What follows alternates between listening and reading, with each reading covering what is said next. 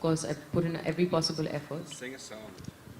I have to say one thing कि जब हम सैरा के कैरेक्टर की कास्टिंग कर रहे थे और जब मैं मुकेश के साथ when we were looking for the girl, मैंने मुकेश को सिर्फ एक चीज़ बोली थी कि I want a girl who can actually sing. क्योंकि I wanted a singer's body language. I wanted the actor to have that body language of a singer because singers have a very different kind of a body language. And of course, Mukesh being Mukesh found Sarah instantly. So that's how it happened.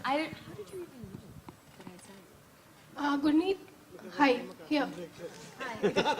Hi. Hi. आपकी ज़्यादातर movies film festival, international film festival में बहुत ही धूम धड़ाका करती हैं. तो ये क्या मतलब कितना बेनिफिशियल होता है ये इन मूवीज़ के लिए जब इंटरनेशनल फिल्म फेस्टिवल में पहले जाती हैं फिर यहाँ रिलीज होती हैं तो?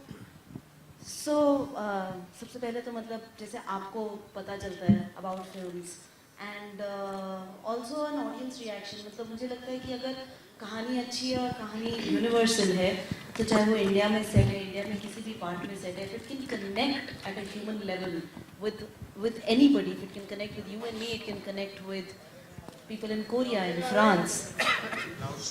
Hello.